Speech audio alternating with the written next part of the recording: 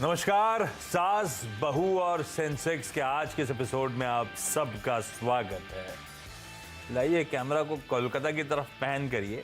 नजर आएंगे आपको ओम से राजेश अग्रवाल साहब। Rajesh ji, good afternoon. क्या हालचाल सर? Good afternoon sir. बढ़िया सर। राजेश जी से हफ्ते में एक बार बात हो रही है आजकल, दिन ऐसे आ गए हैं। पिछले हफ्ते बात हुई थी, उसके बाद एक हफ्ते से बात ही नहीं हुई कोई। चलिए बातचीत की शुरुआत करूंगा। Toll free number, WhatsApp number, Twitter ID please. मैं आ रहा हूँ राजेश सर, स्क्रीन पे दिखाइए।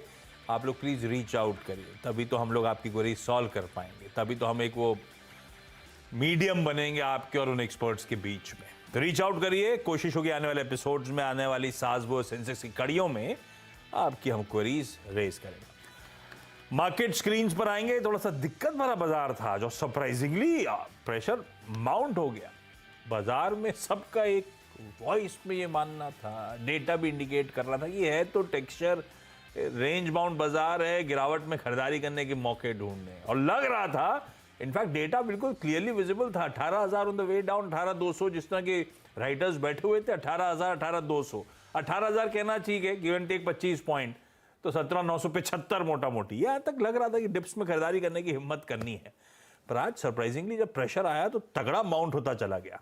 हमने 850 तक के जोन्स देखे और अब थोड़ी सी उन लोस से, 850 के लोस से 50 पॉइंट के आसपास की मामूली रिकवरी के साथ, लेकिन फिर भी दबाव में कामकाज। 200 पॉइंट से ज्यादा, 225 पॉइंट के आसपास निफ्टी कमजोर है। वो छोटा दायरा टूटा जरूर, लेकिन बड़ा रेंज जो जनवरी सीरीज में ब्यूटीफुली अब तक प्ले आउट हुई, उसकी सैंक्टिटी इंटैक्ट है।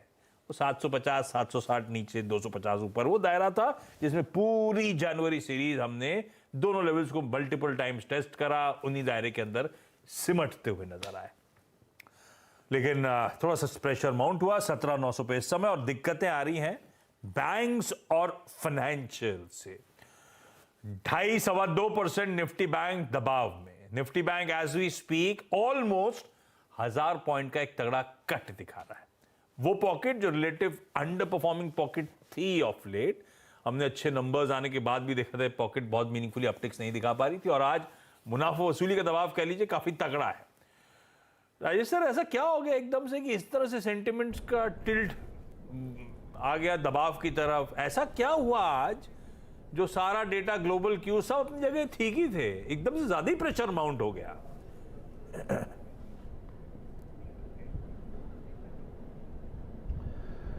Good afternoon Ashish ji. आपने सही कहा, सुबह जैसे डेटा आए थे उसे देख के ऐसा लगा नहीं था कि इतना दबाव आएगा बाजार में, खास करके एक्सपायरी जब है। लेकिन दो चीज़ें हुई। एक, ये छोटा हफ्ता है, कल छुट्टी है, इसलिए लोग पोजीशन कैरी नहीं करना चाह रहे हैं। दूसरे, अगर आप देखें तो 27 तारीख से बहुत सारे स्टॉक्स T+1 में जा रहे हैं, जिसमें BTST हो नहीं सकता है। तो इस वजह से भी मुझे लगता है कि थोड़ी सी बाइंग एब्सेंस है। मैं ये नहीं कहूँगा कि सेलिंग प्रेशर ज़्यादा है, मैं कहूँगा बाइंग की एब्सेंस है। इस वजह से ये बाज़ार गिरता हुआ नज़र आ रहा है। और फिर अगले हफ्ते हम बजट में जा रहे होंगे, तो ये थोड़ा सा जो दायरा है या थोड़ा सा जो आगे आने वाले दिन है, उसमें थोड़े से कॉशियस अप्रोच लेके चेन्नई तब का जो खास करके है वो चल रहा है। अब मल्टीपल रीजंस हो सकते हैं। बात सही है। अब ये सीरीज आज एक्सपायर, मंथली एक्सपायरी का दिन है। फ्राइडे को जब हम ट्रेड रिज्यूम करेंगे तो हम एक शॉर्टर सेटलमेंट साइकिल की तरफ मूव कर चुके होंगे। T+1 यानी कि ट्रांजैक्शन, शेयर्स की डिलीवरी, सेटलमेंट ऑफ अकाउंट्स, सब कॉन्ट्रैक्ट कर जाएगा T+1 की साइकिल। T मतलब जिस दिन ट्रेड हुआ, +1 यानी कि एक दिन बाद एक सेटलमेंट कैलेंडर आगे सारा कुछ सेटलमेंट कंप्लीट होगा। अभी T+2 में हम काफी सालों से थे। पता नहीं किस चीज का इंपैक्ट, लेकिन थोड़ा सा सेंटिमेंट्स वे कर रहा है इस समय, दबाव थोड़ा सा ज्यादा, एक्सपेक्टेशन से ज्यादा। चलिए सवाल जवाब के सिलसिले की शुरुआत कर रहा हूं। आज उज्जैन जाना है, फरीदाबाद जाना है और पटना जाना है। जो जुड़ चुके हैं सभी जुड़ चुके हैं, सब स्क्रीन पे विजिबल। आप सबको गुड आफ्टरनून। सबसे पहले उज्जैन, श्रद्धा जैन जी के पास। श्रद्धा मैम, गुड आफ्टरनून। श्रद्धा मैम, कब से शेयर बाजार में आप हो और आपकी पहली क्वेरी क्या है? पिछले 6 महीने से ट्रेडिंग कर रही हूँ। मैंने मजगांव डाक के 930 रुपए में 500 शेयर लिए हुए थे। इस पे मैं 350 रुपए से ट्रेडिंग कर रही हूँ सर। हाँ। मतलब जब इसके रेट 350 थे तब से। तो मल्टीपल टाइम्स खरीदा बेचा, बढ़िया कमा के दिया मजगांव डॉक ने। इस बार जब लिया तो मामला गड़बड़ा गया है ना? काफी अच्छी रिटर्न दी है सर इस शेयर ने मुझे, तो अब क्या करना चाहिए? मैं होल्ड भी कर सकती हूँ सर? ये जो मल्टीपल टाइम्स आपने मजगांव डॉक में कमाया, क्यों मजगांव डॉक में? आप चार्ट देखते हो, आप फंडामेंटल्स देखते हो, या अपनी मन की करते हो? नहीं सर, डिफेंस सेक्टर का शेयर है, अच्छा लगता है मुझे ये वाला सेक्टर, इसलिए मैं अच्छा इसमें ट्रेडिंग। सेक्टर है, अच्छा शायद स्टॉक है, मल्टीपल टाइम्स ट्रेड करके ट्रेड ग्रिप में था। इस बार मामला ये सब ठीक है, ये तो मैं पूछ लूंगा। ये महाकाल कॉरिडोर बहुत अच्छा बना है क्या? सर बहुत अच्छा बना हुआ है, एक बार जरूर देखिए सर। हाँ, आना है, बिल्कुल आना है। अभी तो पार्शली इनॉग्रेट हुआ है ना, अभी तो और भी काम हो रहा है ना इस पे? अभी तो 50% काम हुआ है, काफी काम चल भी रहा है, बहुत अच्छा डेवलप हुआ है। बहुत तारीफ। राजेश सर, कब चलना है अपने को? Yes sir. कहो तब चलते हैं, इसी वीकेंड चलते हैं। हाँ, लंच का तो श्रद्धा जी के घर पे सेट हो गया अपना, डिनर देख लेंगे अपन दोनों कहीं। चलिए, लेकिन Rajesh sir, Mazagon dock defence की कंपनी अच्छी लगती थी, कमा के दिया, अभी फंस गया मामला। हाँ, कुछ कह रहे हो सर आप? 150 रुपए नीचे, ये भी बताइएगा।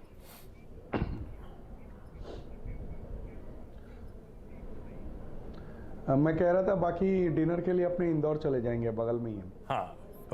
खैर, मजगांव डॉक पे आते हैं। डिफेंस की कंपनी, आपने सही कहा। ऐसा शिपयार्ड है जो डिस्ट्रॉयर्स वगैरह बनाता है, और अकेला ऐसा है जो इंडियन नेवी के लिए बनाता है। ऑर्डर बुक बहुत स्ट्रांग है, 42,000 करोड़ की है, जो कि लगभग 6 गुना है एनुअल रेवेन्यू की, जो कि अर्निंग्स विजिबिलिटी बहुत क्लियरली दिखा रही है। और जिस तरीक़ा से सरकार का मेक इन इंडिया पे पुश है, और ये भी उम्मीद की जा रही है कि इस बार के बजट में डिफेंस के लिए कुछ एलोकेशन बढ़ता हुआ नज़र आएगा। ये सारी चीज़ें बहुत ही अच्छे भविष्य की ओर इशारा कर रही हैं। लेकिन ये जो करेक्शन आ रहा है वो इस वजह से आ रहा है क्योंकि नीचे से बहुत अच्छा रनअप दे चुका था, इसलिए थोड़ा कंसोलिडेट कर रहा है। मैं समझता हूँ अगर कोई 1.5 साल का नज़रिया लेकर के इसमें निवेश भी करे आज की डेट में भी, तो एक अच्छा रिटर्न आ सकता है। बिल्कुल बनी रहने की सलाह रहेगी। बन रही है मैम। आपने लिया था ट्रेडिंग के लिए, लेकिन अब थोड़ा सा वक्त देना पड़ेगा, आपकी बाइंग से नीचे आ गया। लेकिन अच्छी बात यह, जिसमें ट्रेड कर रहे थे वाकई फंडामेंटली कंपनी अच्छी है, पैसा बना के देगी अपने को, होल्ड करेंगे। फरीदाबाद से ज्योति वर्मा जुड़ती हुई। ज्योति मैम, हाय, गुड आफ्टरनून। ज्योति मैम, आपकी पहली क्वेरी मैम। मेरा जीटीएल इंफ्रा है सर, 30,000 शेयर है और ₹1.60 पर मैंने खरीदा था, लेकिन वो कम होते जा रहा है। होल्ड करें या रखें? 5 साल तक रुक सकते हैं। रखना क्यों है लेकिन? जीटीएल इंफ्रा क्यों चुना था आपने मैम? क्योंकि 1-2 रुपए में मिल रहा था, ऐसा? जी, न्यूज आया था कि रिलायंस उसको टेक ओवर करेगा। किसी न्यूज के चलते आपने इसमें ले लिया। आपने न्यूज को प्ले करा था तो कम से कम स्टॉप लॉस लगाना था। एक चलिए पंड बेट हो गई लपक वाली। राजेश सर, कहने को आप बोले तो 5 साल रुक भी जाएंगे, पर क्या करूं, जीटीएल इंफ्रा अठन्नी निकल गया ₹1.10 में से, 1.5 में से। सॉरी, देखिए, जो सवाल आपने किया ना, लिया क्यों था, वही सवाल मेरे मन में भी है। मैं इनसे यही कहूँगा, कोई भी न्यूज़ आए, किसी की तरफ से भी आए, कोई आपका पड़ोसी, रिश्तेदार, कोई भी बोले, पहले फंडामेंटल्स चेक करिए, उसके बाद ही निवेश करिए, अन्यथा ये दिक्कतें हमेशा बनी रहेंगी। ये ऐसा स्टॉक है नहीं जिसमें 5 दिन भी रहा जा सके, 5 साल तो बहुत दूर की बात है। अगर आप देखो तो हर तिमाही में नुकसान होता जा रहा है। 200 करोड़ के आसपास, 190-200 करोड़ के आसपास का इनका क्वार्टरली इंटरेस्ट कॉस्ट है। प्रमोटर होल्डिंग सिर्फ 3% है, वो भी 100% प्लेज्ड है। कहने का मतलब है फंडामेंटली स्टॉक में कुछ भी है नहीं, और फंडामेंटली कुछ होता तो ₹1 में क्यों ट्रेड कर रहा होता। मैं कहूँगा जितनी जल्दी निकल जाए वही बेहतर होगा। चलना है मैम इससे। आपके अगले सवाल पे जाऊंगा क्योंकि हम में से कईयों को इंटरेस्ट करेगा वो सवाल। मैं बाद में आऊँगा राजेश सर, उसकी आप तैयारी कर लीजिएगा। ज्योति मैम ने सवाल लिख के भेजे तो उसमें एक बहुत इंटरेस्टिंग सवाल है। अपने पोता पोती के लिए गिफ्ट के तौर पे शेयर परचेज करने का मन, उस पे आऊंगा राजेश सर बाद में। पहले मैं पटना जा रहा हूं पूजा जी के पास। पूजा मैम, हाय, गुड आफ्टरनून। पूजा मैम, पहली क्वेरी कौन सी मैम? सर मैंने टाटा स्टील्स के 150 शेयर लिए थे सर, जब वो स्प्लिट हुआ था ना, हाँ, 97 रुपीज पर। हाँ। तो अब पूछना क्या है, ये ट्रेडिंग तो के लिए क्या लिया था? करना क्यों लिया था पहले? पूजा मैम एक बात समझाओ। क्योंकि सर टाटा स्टील, सर मैंने ट्रेडिंग सिर्फ 6 महीने पहले शुरू किया है सर। हाँ ठीक है, और टाटा स्टील लिया था क्योंकि स्प्लिट होके आया था तो अट्रैक्टिव लग रहा था 97 पे, ऐसा मान लेते हैं ना। बढ़िया ट्रेड था, जो भी था, जिस रीजन से भी लिया हो आपने। अब सवाल क्या है, मुनाफा बांध लूं या बनी रहूं, ऐसा पूछूं? Yes sir. राजेश सर क्या करा जाए भाई? मेरा एक्विजिशन कॉस्ट बहुत बढ़िया है। वो स्प्लिट के बाद जब ठंडा हुआ था बीच में, तो एकदम ही मैंने 97 98 के लेवल्स पे एक्वायर कर रखा है, 120 पे खड़ा हुआ है। क्या टाटा स्टील और तेजी दिखाएगा, रखे रहूं, या ये 22-25 रुपए आज का बाजार कमजोरी में ना हमें धक धक होती है कि ये भी जो दिख रहा है चला ना जाए। राजेश सर क्या करना है? हाँ कुछ कह रहे हो पूजा मैम? सर मैं इसको होल्ड कर सकती हूँ सर, ठीक बात। कितने भी टाइम तक। Okay Rajesh sir.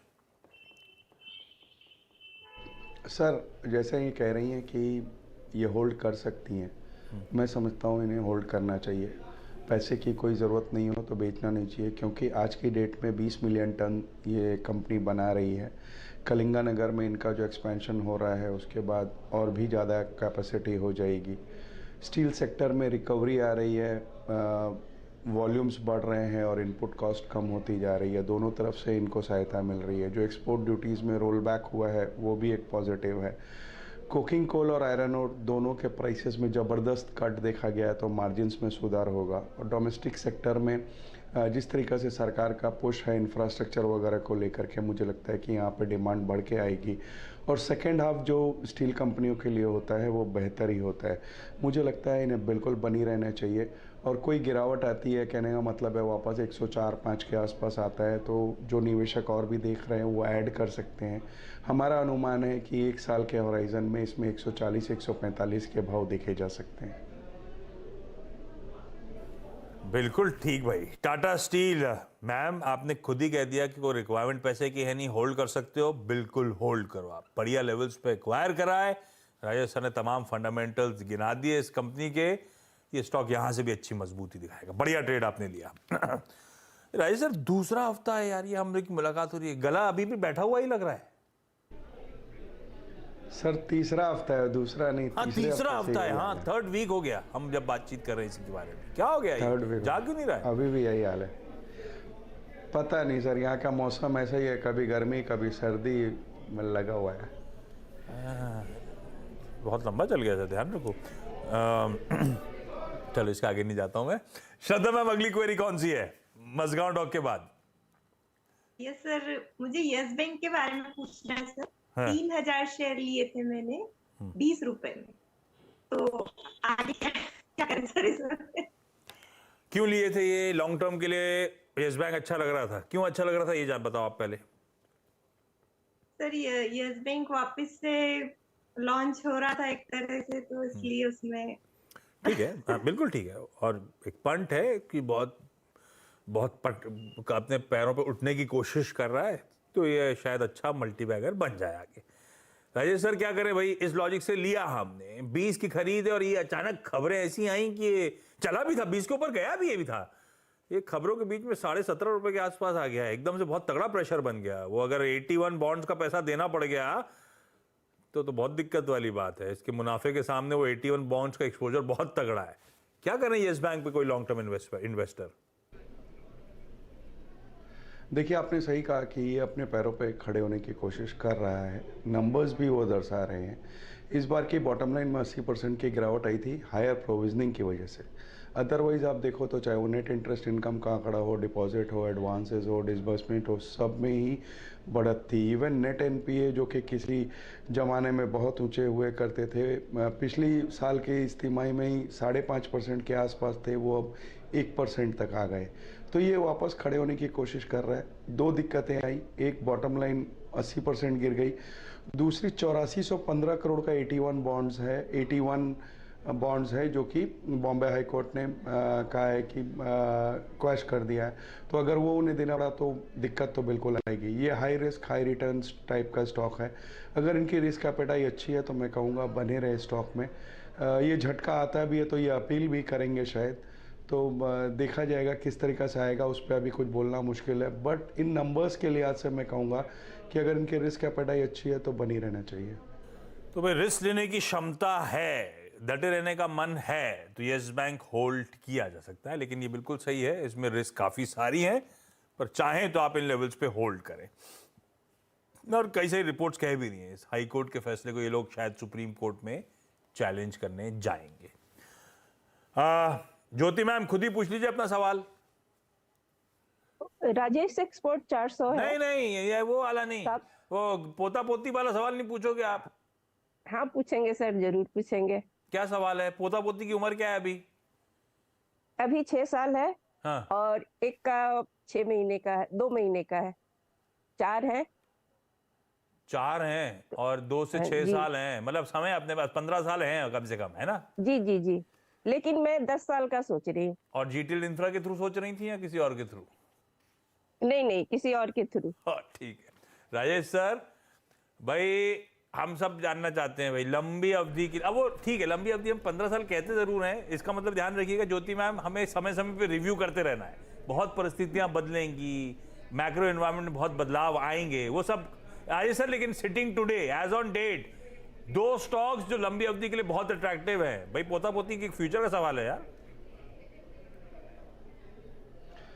देखिए सही कहा आपने कि समय समय पर रिव्यू करते रहना चाहिए, बट आज की डेट में अगर सारी चीज़ें देखी जाएं तो मैं समझता हूं कि 10 साल या 15 साल के लिए लॉन्ग टर्म इन्वेस्टमेंट हो या इन स्टॉक्स में SIP करने हो तो 2-4 स्टॉक हैं जो मेरी जहन में हैं। पहला रिलायंस का रहेगा, जो मैं समझता हूं कि बहुत अच्छे तरीके से कामकाज कर रहे हैं। आगे आने वाले दिनों में कॉर्पोरेट एक्शंस हैं, डीमर्जर है, बहुत सारी स्टोरीज हैं, रिटेल का कारोबार बहुत अच्छा चल रहा है। इस सबको देखते हुए रिलायंस पहली चॉइस।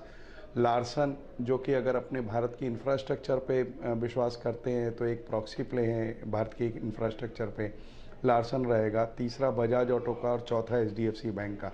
ये 4 स्टॉक है जो मैं समझता हूँ कि किसी भी निवेशक को अपने लॉन्ग टर्म पोर्टफोलियो में बिल्कुल रखने चाहिए।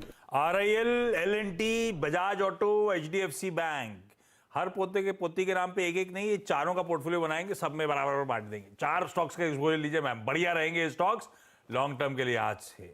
चलिए इस नोट पर Shraddha ma'am, Jyoti ma'am, Puja ma'am, thank you so much जुड़ने के लिए, अपनी क्वेरीज रेज करने के लिए। राजेश सर एक वो हमेशा का क्वेरी है, पठान रिलीज हो रही है, आपका गला खराब है, जाओगे? कल छुट्टी है या अभी रुकोगे फिर? सर इस हफ्ता तो नहीं जा पाएंगे, इस हफ्ता हमारे यहाँ सरस्वती पूजा है कल। हाँ। तो 3-4 दिन तो उसमें ही लग जाएंगे, उसके बाद अगले हफ्ता सोचेंगे। बाकी मैं कहूँ, मैं सुबह कॉलेज छोड़ने गया था अपने बेटे को। हाँ। तो कॉलेज के बगल में मल्टीप्लेक्स है और सुबह 6 बजे इट वाज सोल्ड आउट। तो इसीलिए सुबह कॉलेज छोड़ने इसलिए कहते हैं कि कहीं खुद ही आपका लड़का ना चला जाए सुबह के शो में, है ना? तो गेट पे छोड़ के आए, अंदर छोड़ के।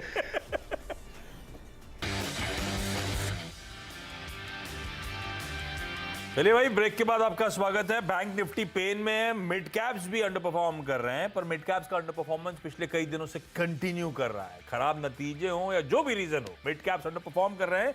और आज की ब्रेथ स्क्रीन पर आएगी, वो इंडेक्स मूड नहीं दिखा रहा है, वो ब्रेथ दिखा रही है। 1:4 का रेशियो है। 80% बाजार जितने स्टॉक ट्रेड हो रहे हैं, 80% इन रेड इस समय कामकाज करते हुए। ऐसे में ब्रेक का समय, ब्रेक के उस पार जब लौटेंगे तो इसी मिड कैप ब्रॉडर मार्केट की स्पेस पर डिटेल में चर्चा मिड कैप मंथ में। नमस्कार।